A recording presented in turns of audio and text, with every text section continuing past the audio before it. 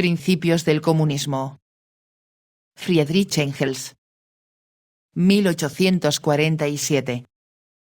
El trabajo Principios del comunismo es un proyecto de programa de la Liga de los Comunistas. Lo escribió Engels en París por encargo del Comité Comarcal de la Liga.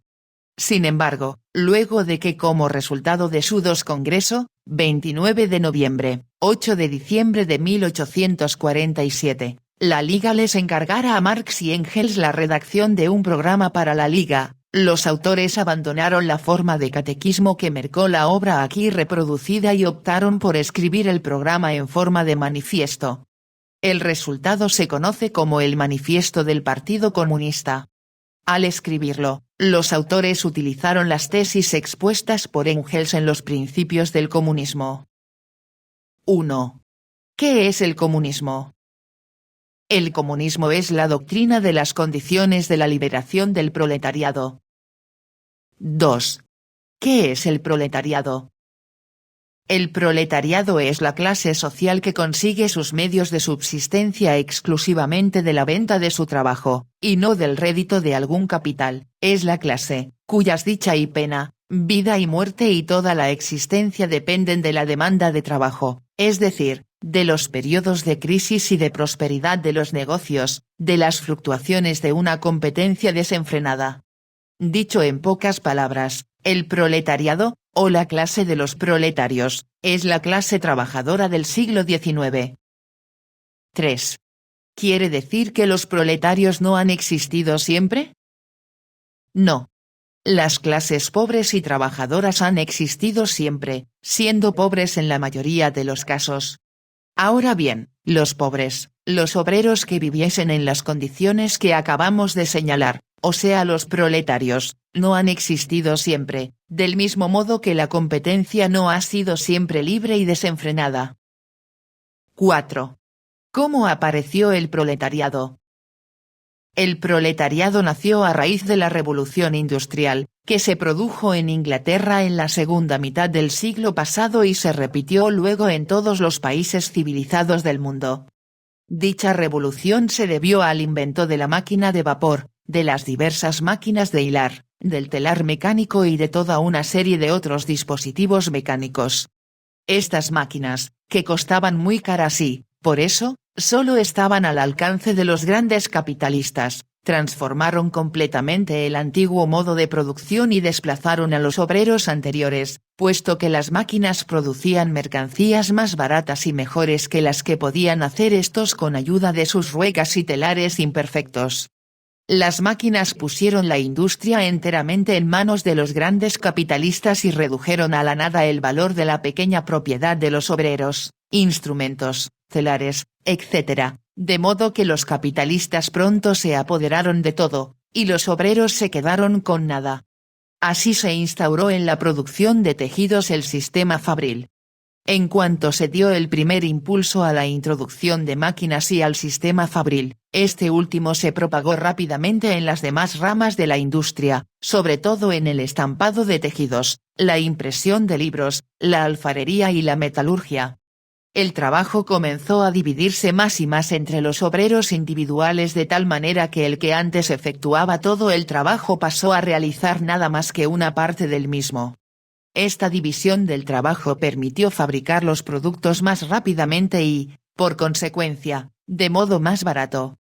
Ello redujo la actividad de cada obrero a un procedimiento mecánico, muy sencillo, constantemente repetido, que la máquina podía realizar con el mismo éxito o incluso mucho mejor.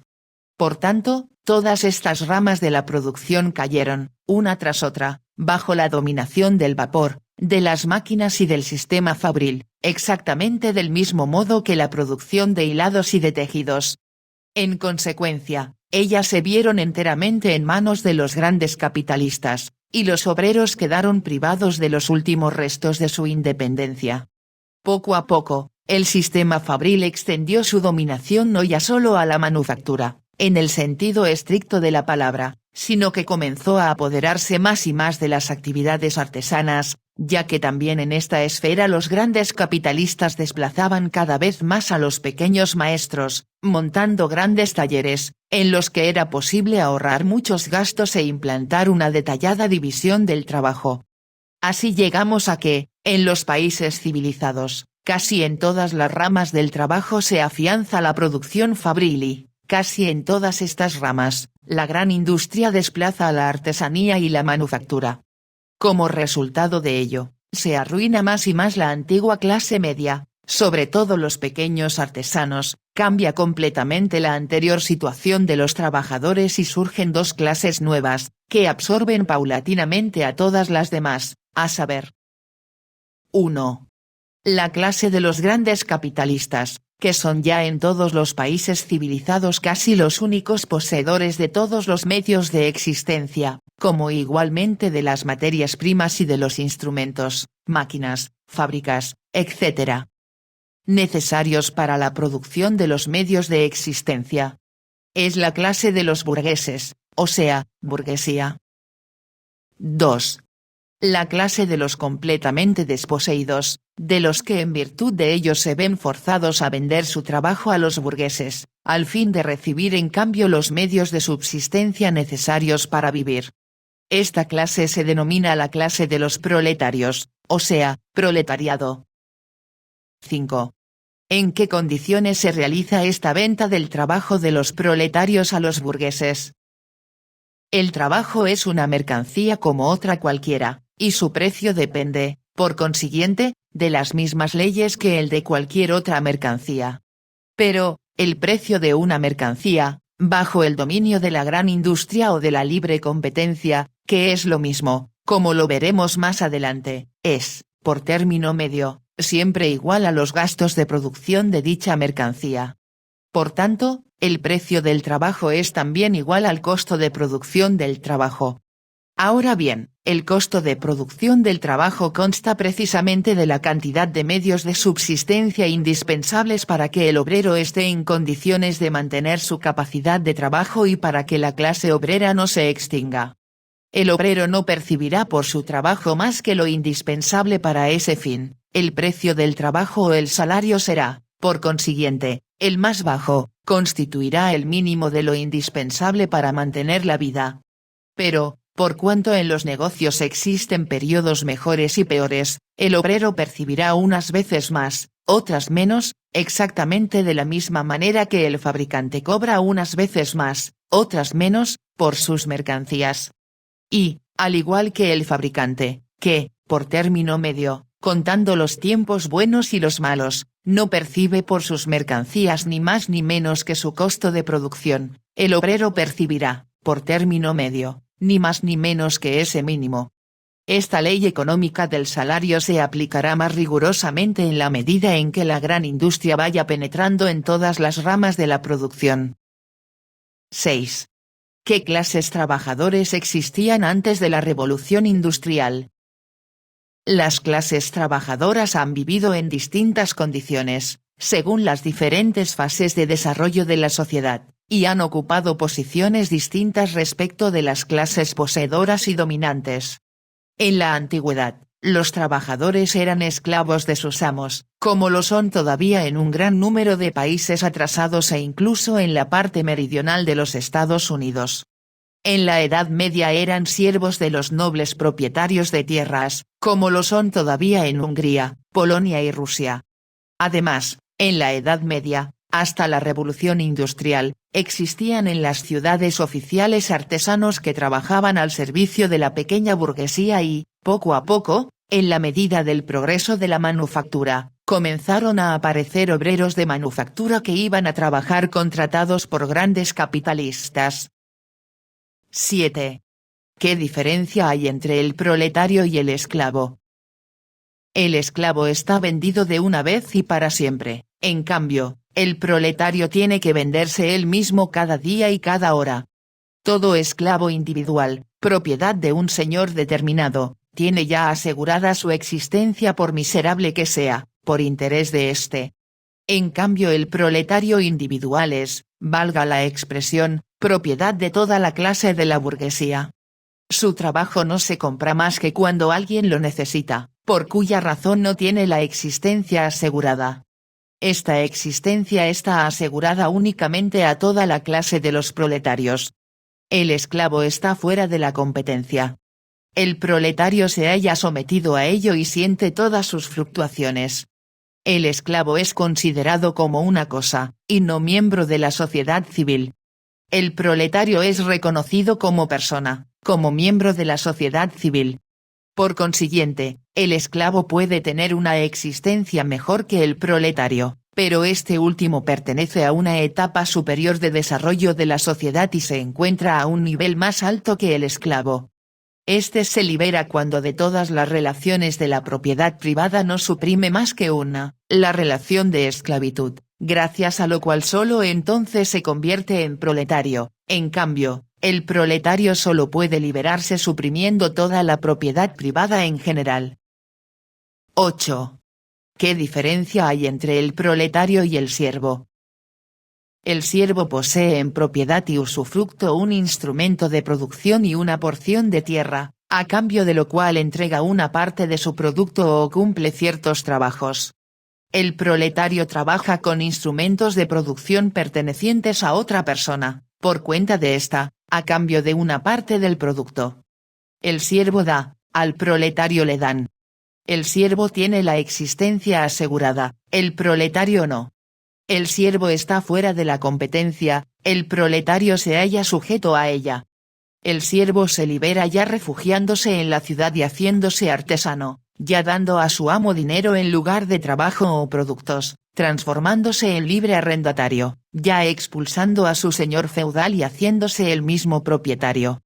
Dicho en breves palabras, se libera entrando de una manera u otra en la clase poseedora y en la esfera de la competencia. El proletario se libera suprimiendo la competencia, la propiedad privada y todas las diferencias de clase. 9. ¿Qué diferencia hay entre el proletario y el artesano? Aquí Engels deja en blanco el manuscrito para redactar luego la respuesta a la pregunta 9. 10. ¿Qué diferencia hay entre el proletario y el obrero de manufactura? El obrero de manufactura de los siglos XVI, XVIII poseía casi en todas partes instrumentos de producción, su telar, su rueca para la familia y un pequeño terreno que cultivaba en las horas libres. El proletario no tiene nada de eso. El obrero de manufactura vive casi siempre en el campo y se halla en relaciones más o menos patriarcales con su señor o su patrono. El proletario suele vivir en grandes ciudades y no lo unen a su patrono más que relaciones de dinero. La gran industria arranca al obrero de manufactura de sus condiciones patriarcales, este pierde la propiedad que todavía poseía y solo entonces se convierte en proletario. 11. ¿Cuáles fueron las consecuencias directas de la revolución industrial y de la división de la sociedad en burgueses y proletarios? En primer lugar, en virtud de que el trabajo de las máquinas reducía más y más los precios de los artículos industriales, en casi todos los países del mundo el viejo sistema de la manufactura o de la industria basada en el trabajo manual fue destruido enteramente. Todos los países semibárbaros que todavía quedaban más o menos al margen del desarrollo histórico y cuya industria se basaba todavía en la manufactura, fueron arrancados violentamente de su aislamiento. Comenzaron a comprar mercancías más baratas a los ingleses, dejando que se muriesen de hambre sus propios obreros de manufactura. Así, países que durante milenios no conocieron el menor progreso, como, por ejemplo, la India, pasaron por una completa revolución, e incluso la China marcha ahora de cara a la revolución. Las cosas han llegado a tal punto que una nueva máquina que se invente ahora en Inglaterra podrá, en el espacio de un año, condenar al hambre a millones de obreros de China.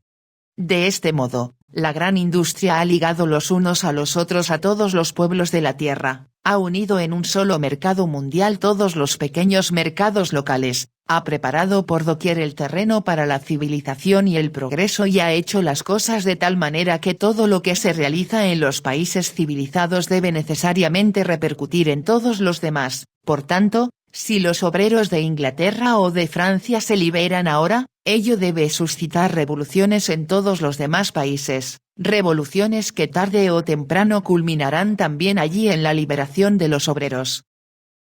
En segundo lugar, en todas las partes en que la gran industria ocupó el lugar de la manufactura, la burguesía aumentó extraordinariamente su riqueza y poder y se erigió en primera clase del país.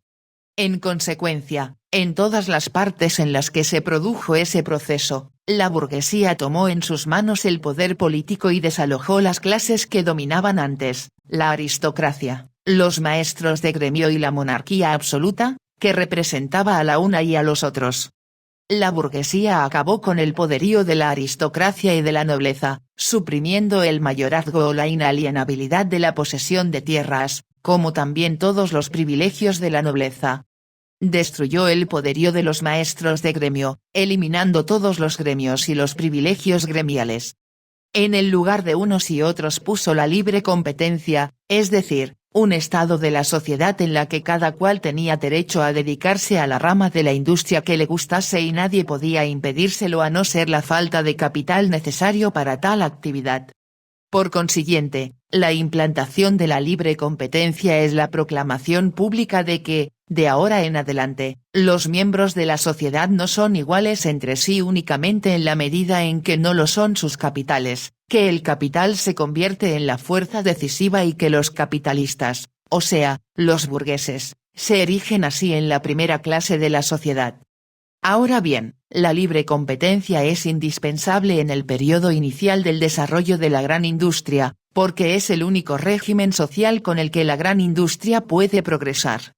Tras de aniquilar de este modo el poderío social de la nobleza y de los maestros de gremio, puso fin también al poder político de la una y los otros. Llegada a ser la primera clase de la sociedad, la burguesía se proclamó también la primera clase en la esfera política. Lo hizo implantando el sistema representativo, basado en la igualdad burguesa ante la ley y en el reconocimiento legislativo de la libre competencia.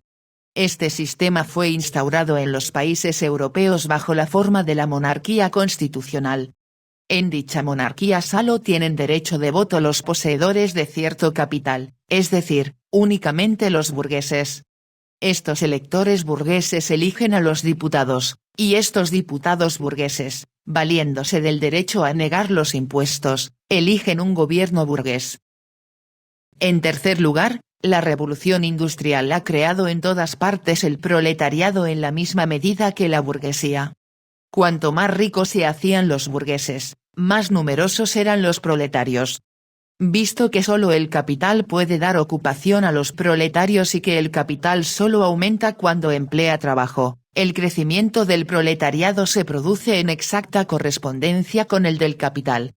Al propio tiempo, la revolución industrial agrupa a los burgueses y a los proletarios en grandes ciudades, en las que es más ventajoso fomentar la industria, y con esa concentración de grandes masas en un mismo lugar le inculca a los proletarios la conciencia de su fuerza. Luego, en la medida del progreso de la revolución industrial, en la medida en que se inventan nuevas máquinas, que eliminan el trabajo manual, la gran industria ejerce una presión creciente sobre los salarios y los reduce, como hemos dicho, al mínimo, haciendo la situación del proletariado cada vez más insoportable. Así, por una parte, como consecuencia del descontento creciente del proletariado y, por la otra, del crecimiento del poderío de éste, la revolución industrial prepara la revolución social que ha de realizar el proletariado. 12. ¿Cuáles han sido las consecuencias siguientes de la revolución industrial? La gran industria creó, con la máquina de vapor y otras máquinas, los medios de aumentar la producción industrial rápidamente, a bajo costo y hasta el infinito. Merced a esta facilidad de ampliar la producción, la libre competencia, consecuencia necesaria de esta gran industria, adquirió pronto un carácter extraordinariamente violento. Un gran número de capitalistas se lanzó a la industria, en breve plazo se produjo más de lo que se podía consumir. Como consecuencia, no se podían vender las mercancías fabricadas y sobrevino la llamada crisis comercial. Las fábricas tuvieron que parar, los fabricantes quebraron y los obreros se quedaron sin pan. Y en todas partes se extendió la mayor miseria. Al cabo de cierto tiempo se vendieron los productos sobrantes, las fábricas volvieron a funcionar, los salarios subieron y, poco a poco, los negocios marcharon mejor que nunca.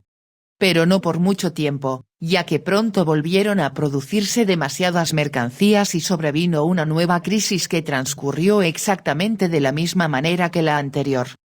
Así, desde comienzos del presente siglo, en la situación de la industria se han producido continuamente oscilaciones entre periodos de prosperidad y periodos de crisis, y casi regularmente, cada 5 o 7 años se ha producido tal crisis, con la particularidad de que cada vez acarreaba las mayores calamidades para los obreros, una agitación revolucionaria general y un peligro colosal para todo el régimen existente. 13. ¿Cuáles son las consecuencias de estas crisis comerciales que se repiten regularmente? En primer lugar, la de que la gran industria, que en el primer periodo de su desarrollo creó la libre competencia, la ha rebasado ya, que la competencia y, hablando en términos generales, la producción industrial en manos de unos u otros particulares se ha convertido para ella en una traba a la que debe ya de romper, que la gran industria, mientras siga sobre la base actual, no puede existir sin conducir cada 7 años a un caos general que supone cada vez un peligro para toda la civilización y no solo sume en la miseria a los proletarios, sino que arruina a muchos burgueses, que, por consiguiente, la gran industria debe destruirse ella misma, lo que es absolutamente imposible, o reconocer que hace imprescindible una organización completamente nueva de la sociedad, en la que la producción industrial no será más dirigida por unos u otros fabricantes en competencia entre sí, sino por toda la sociedad con arreglo a un plan determinado y de conformidad con las necesidades de todos los miembros de la sociedad. En segundo lugar, que la gran industria y la posibilidad, condicionada por esta, de ampliar hasta el infinito la producción permiten crear un régimen social en el que se producirán tantos medios de subsistencia que cada miembro de la sociedad estará en condiciones de desarrollar y emplear libremente todas sus fuerzas y facultades, de modo que, precisamente la peculiaridad de la gran industria que en la sociedad moderna engendra toda la miseria y todas las crisis comerciales será en la otra organización social justamente la que ha de acabar con esa miseria y esas fluctuaciones preñadas de tantas desgracias. Por tanto, está probado claramente. 1. Que en la actualidad todos estos males se deben únicamente al régimen social, el cual ya no responde más a las condiciones existentes. 2. Que ya existen los medios de supresión definitiva de estas calamidades por vía de la construcción de un nuevo orden social. 14. ¿Cómo debe ser ese nuevo orden social? Ante todo, la administración de la industria y de todas las ramas de la producción en general dejará de pertenecer a unos u otros individuos en competencia. En lugar de esto, las ramas de la producción pasarán a manos de toda la sociedad, es decir, serán administradas en beneficio de toda la sociedad, con arreglo a un plan general y con la participación de todos los miembros de la sociedad. Por tanto, el nuevo orden social suprimirá la competencia y la sustituirá con la asociación. En vista de que la dirección de la industria, al hallarse en manos de particulares, implica necesariamente la existencia de la propiedad privada y por cuanto la competencia no es otra cosa que ese modo de dirigir la industria, en el que la gobiernan propietarios privados, la propiedad privada va unida inseparablemente a la dirección individual de la industria y a la competencia. Así, la propiedad privada debe también ser suprimida y ocuparán su lugar el usufructo colectivo de todos los instrumentos de producción y el reparto de los productos de común acuerdo, lo que se llama la comunidad de bienes. La supresión de la propiedad privada es incluso la expresión más breve y más característica de esta transformación de todo el régimen social, que se ha hecho posible merced al progreso de la industria. Por eso los comunistas la plantean con razón como su principal reivindicación. 15. ¿Eso quiere decir que la supresión de la propiedad privada no era posible antes? No, no era posible. Toda transformación del orden social, todo cambio de las relaciones de propiedad es consecuencia necesaria de la aparición de nuevas fuerzas productivas que han dejado de corresponder a las viejas relaciones de propiedad. Así ha surgido la misma propiedad privada. La propiedad privada no ha existido siempre. Cuando a fines de la Edad Media surgió el nuevo modo de producción bajo la forma de la manufactura, que no encuadraba en el marco de la propiedad feudal y gremial, esta manufactura, que no correspondía ya a las viejas relaciones de propiedad, dio vida a una nueva forma de propiedad, la propiedad privada. En efecto, para la manufactura y para el primer periodo de desarrollo de la gran industria no era posible ninguna otra forma de propiedad además de la propiedad privada. No era posible ningún orden social además del basado en esta propiedad. Mientras no se pueda conseguir una cantidad de productos que no solo baste para todos, sino que se quede cierto excedente para aumentar el capital social y seguir fomentando las fuerzas productivas, deben existir necesariamente una clase dominante que disponga de las fuerzas productivas de la sociedad y una clase pobre y oprimida. La constitución y el carácter de estas clases dependen del grado de desarrollo de la producción.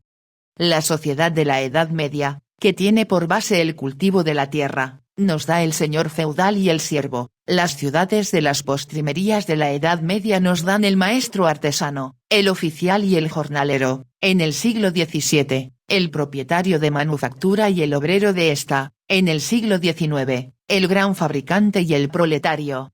Es claro que, hasta el presente, las fuerzas productivas no se han desarrollado aún al punto de proporcionar una cantidad de bienes suficiente para todos y para que la propiedad privada sea ya una traba, un obstáculo para su progreso. Pero hoy, cuando, merced al desarrollo de la gran industria, en primer lugar, se han constituido capitales y fuerzas productivas en proporciones sin precedentes y existen medios para aumentar en breve plazo hasta el infinito estas fuerzas productivas, cuando, en segundo lugar, estas fuerzas productivas se concentran en manos de un reducido número de burgueses, mientras la gran masa del pueblo se va convirtiendo cada vez más en proletarios, con la particularidad de que su situación se hace más precaria e insoportable en la medida en que aumenta la riqueza de los burgueses, cuando, en tercer lugar, estas poderosas fuerzas productivas, que se multiplican con tanta facilidad hasta rebasar el marco de la propiedad privada y del burgués, provocan continuamente las mayores conmociones del orden social. Solo ahora la supresión de la propiedad privada se ha hecho posible e incluso absolutamente necesaria. 16. ¿Será posible suprimir por vía pacífica la propiedad privada? Sería de desear que fuese así, y los comunistas, como es lógico, serían los últimos en oponerse a ello. Los comunistas saben muy bien que todas las conspiraciones, además de inútiles, son incluso perjudiciales. Están perfectamente al corriente de que no se pueden hacer las revoluciones premeditada y arbitrariamente y que éstas han sido siempre y en todas partes una consecuencia necesaria de circunstancias que no dependían en absoluto de la voluntad y la dirección de unos u otros partidos o clases enteras. Pero, al propio tiempo, ven que se viene aplastando por la violencia el desarrollo del proletariado en casi todos los países civilizados y que, con ello, los enemigos mismos de los comunistas trabajan con todas sus energías para la revolución. Si todo ello termina, en fin de cuentas, empujando al proletariado subyugado a la revolución, nosotros, los comunistas, defenderemos con hechos, no menos que como ahora lo hacemos de palabra, la causa del proletariado. 17. ¿Será posible suprimir de golpe la propiedad privada? No, no será posible, del mismo modo que no se puede aumentar de golpe las fuerzas productivas existentes en la medida necesaria para crear una economía colectiva.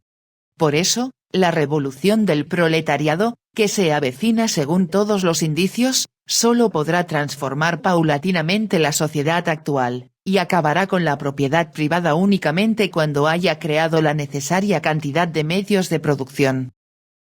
18. ¿Qué vía de desarrollo tomará esa revolución? Establecerá, ante todo, un régimen democrático y, por tanto, directa o indirectamente, la dominación política del proletariado. Directamente en Inglaterra, donde los proletarios constituyen ya la mayoría del pueblo. Indirectamente en Francia y en Alemania, donde la mayoría del pueblo no consta únicamente de proletarios, sino, además, de pequeños campesinos y pequeños burgueses de la ciudad, que se encuentran solo en la fase de transformación en proletariado y que, en lo tocante a la satisfacción de sus intereses políticos, dependen cada vez más del proletariado, por cuya razón han de adherirse pronto a las reivindicaciones de este. Para ello, quizá, se necesite una nueva lucha que, sin embargo, no puede tener otro desenlace que la victoria del proletariado.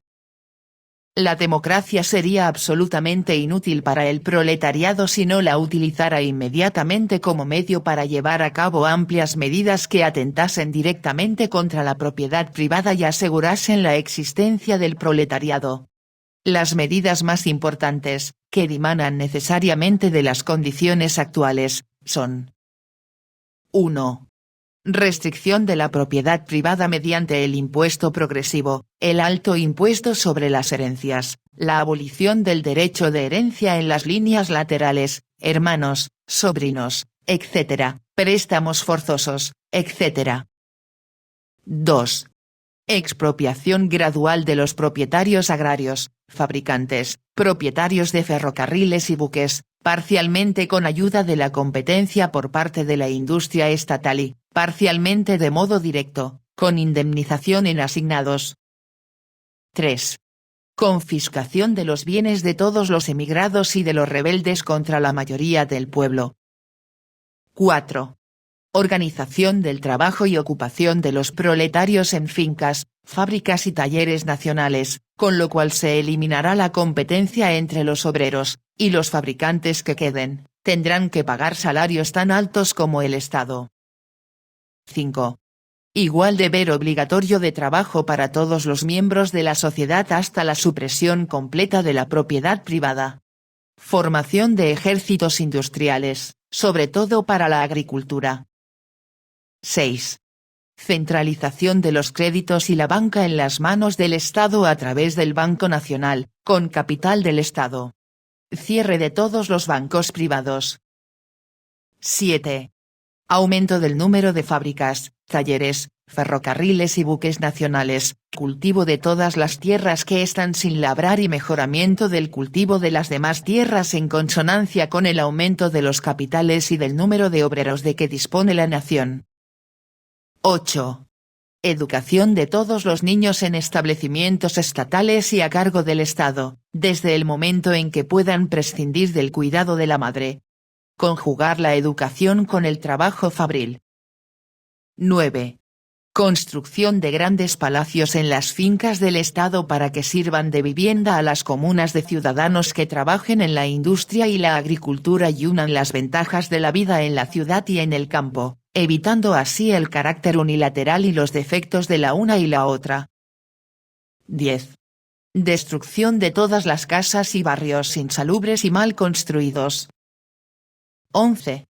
Igualdad de derecho de herencia para los hijos legítimos y los naturales. 12. Concentración de todos los medios de transporte en manos de la nación. Por supuesto, todas estas medidas no podrán ser llevadas a la práctica de golpe. Pero cada una entraña necesariamente la siguiente. Una vez emprendido el primer ataque radical contra la propiedad privada, el proletariado se verá obligado a seguir siempre adelante y a concentrar más y más en las manos del Estado todo el capital, toda la agricultura, toda la industria, todo el transporte y todo el cambio. Este es el objetivo a que conducen las medidas mencionadas. Ellas serán aplicables y surtirán su efecto centralizador exactamente en el mismo grado en que el trabajo del proletariado multiplique las fuerzas productivas del país. Finalmente, cuando todo el capital, toda la producción y todo el cambio estén concentrados en las manos de la nación, La propiedad privada dejará de existir de por sí, el dinero se hará superfluo, la producción aumentará y los hombres cambiarán tanto que se podrán suprimir también las últimas formas de relaciones de la vieja sociedad. 19. ¿Es posible esta revolución en un solo país? No.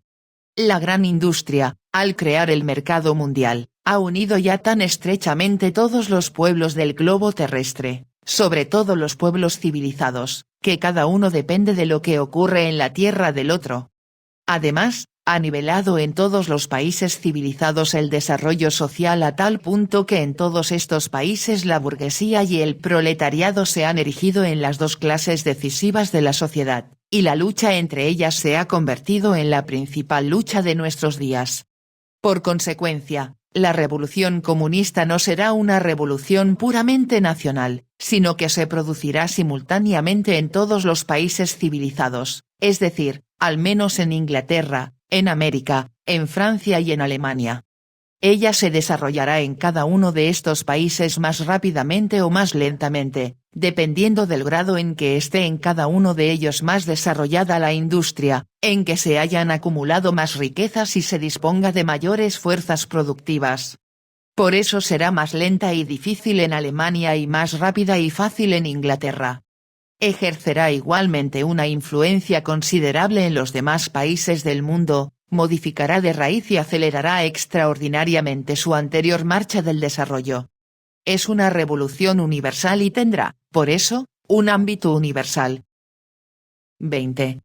¿Cuáles serán las consecuencias de la supresión definitiva de la propiedad privada? Al quitar a los capitalistas privados el usufructo de todas las fuerzas productivas y medios de comunicación, así como el cambio y el reparto de los productos, al administrar todo eso con arreglo a un plan basado en los recursos disponibles y las necesidades de toda la sociedad, ésta suprimirá, primeramente, todas las consecuencias nefastas ligadas al actual sistema de dirección de la gran industria. Las crisis desaparecerán, la producción ampliada, que es, en la sociedad actual, una superproducción y una causa tan poderosa de la miseria, será entonces muy insuficiente y deberá adquirir proporciones mucho mayores. En lugar de engendrar la miseria, la producción superior a las necesidades perentorias de la sociedad permitirá satisfacer las demandas de todos los miembros de esta, engendrará nuevas demandas y creará, a la vez, los medios de satisfacerlas. Será la condición y la causa de un mayor progreso y lo llevará a cabo, sin suscitar, como antes, el trastorno periódico de todo el orden social. La gran industria, liberada de las trabas de la propiedad privada, se desarrollará en tales proporciones que, comparado con ellas, su estado actual parecerá tan mezquino como la manufactura al lado de la gran industria moderna. Este avance de la industria brindará a la sociedad suficiente cantidad de productos para satisfacer las necesidades de todos. Del mismo modo, la agricultura, en la que, debido al yugo de la propiedad privada y al fraccionamiento de las parcelas, resulta difícil el empleo de los perfeccionamientos ya existentes y de los adelantos de la ciencia, experimentará un nuevo auge y ofrecerá a disposición de la sociedad una cantidad suficiente de productos. Así, la sociedad producirá lo bastante para organizar la distribución con vistas a cubrir las necesidades de todos sus miembros. Con ello quedará superflua la división de la sociedad en clases distintas y antagónicas. Dicha división, además de superflua, será incluso incompatible con el nuevo régimen social. La existencia de clases se debe a la división del trabajo, y esta última, bajo su forma actual desaparecerá enteramente, ya que, para elevar la producción industrial y agrícola al mencionado nivel no bastan solo los medios auxiliares mecánicos y químicos. Es preciso desarrollar correlativamente las aptitudes de los hombres que emplean estos medios. Al igual que en el siglo pasado, cuando los campesinos y los obreros de las manufacturas, tras de ser incorporados a la gran industria, modificaron todo su régimen de vida y se volvieron completamente otros, la dirección colectiva de la producción por toda la sociedad y el nuevo progreso de dicha producción que resultara de ello necesitarán hombres nuevos y los formarán. La gestión colectiva de la producción no puede correr a cargo de los hombres tales como lo son hoy, hombres que dependen cada cual de una rama determinada de la producción, están aferrados a ella, son explotados por ella, desarrollan nada más que un aspecto de sus aptitudes a cuenta de todos los otros y solo conocen una rama o parte de alguna rama de toda la producción. La industria de nuestros días está ya cada vez menos en condiciones de emplear tales hombres. La industria que funciona de modo planificado merced al esfuerzo común de toda la sociedad presupone con más motivo hombres con aptitudes desarrolladas universalmente, hombres capaces de orientarse en todo el sistema de la producción. Por consiguiente, desaparecerá del todo la división del trabajo, minada ya en la actualidad por la máquina, la división que hace que uno sea campesino, otro, zapatero, un tercero, obrero fabril, y un cuarto, especulador de la bolsa. La educación dará a los jóvenes la posibilidad de asimilar rápidamente en la práctica todo el sistema de producción y les permitirá pasar sucesivamente de una rama de la producción a otra, según sean las necesidades de la sociedad o sus propias inclinaciones. Por consiguiente, la educación los liberará de ese carácter unilateral que la división actual del trabajo impone a cada individuo. Así, la sociedad organizada sobre bases comunistas dará a sus miembros la posibilidad de emplear en todos los aspectos sus facultades desarrolladas universalmente. Pero, con ello desaparecerán inevitablemente las diversas clases. Por tanto, de una parte, la sociedad organizada sobre bases comunistas es incompatible con la existencia de clases y, de la otra, la propia construcción de esa sociedad brinda los medios para suprimir las diferencias de clase. De ahí se desprende que ha de desaparecer igualmente la oposición entre la ciudad y el campo. Unos mismos hombres se dedicarán al trabajo agrícola y al industrial, en lugar de dejar que lo hagan dos clases diferentes. Esto es una condición necesaria de la asociación comunista y por razones muy materiales. La dispersión de la población rural dedicada a la agricultura, a la par con la concentración de la población industrial en las grandes ciudades, corresponde solo a una etapa todavía inferior de desarrollo de la agricultura y la industria y es un obstáculo para el progreso, cosa que se hace ya sentir con mucha fuerza. La asociación general de todos los miembros de la sociedad al objeto de utilizar colectiva y racionalmente las fuerzas productivas, el fomento de la producción en proporciones suficientes para cubrir las necesidades de todos, la liquidación del estado de cosas en el que las necesidades de unos se satisfacen a costa de otros, la supresión completa de las clases y del antagonismo entre ellas, el desarrollo universal de las facultades de todos los miembros de la sociedad merced a la eliminación de la anterior división del trabajo, mediante la educación industrial, merced al cambio de actividad, a la participación de todos en el usufructo de los bienes creados por todos y, finalmente, mediante la fusión de la ciudad con el campo serán los principales resultados de la supresión de la propiedad privada. 21.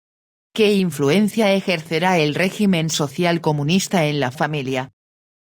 Las relaciones entre los sexos tendrán un carácter puramente privado, perteneciente solo a las personas que toman parte en ellas, sin el menor motivo para la injerencia de la sociedad. Eso es posible merced a la supresión de la propiedad privada y a la educación de los niños por la sociedad, con lo cual se destruyen las dos bases del matrimonio actual ligadas a la propiedad privada, la dependencia de la mujer respecto del hombre y la dependencia de los hijos respecto de los padres. En ello reside, precisamente, la respuesta a los alaridos altamente moralistas de los burguesotes con motivo de la comunidad de las mujeres, que, según estos, quieren implantar los comunistas. La comunidad de las mujeres es un fenómeno que pertenece enteramente a la sociedad burguesa y existe hoy plenamente bajo la forma de prostitución.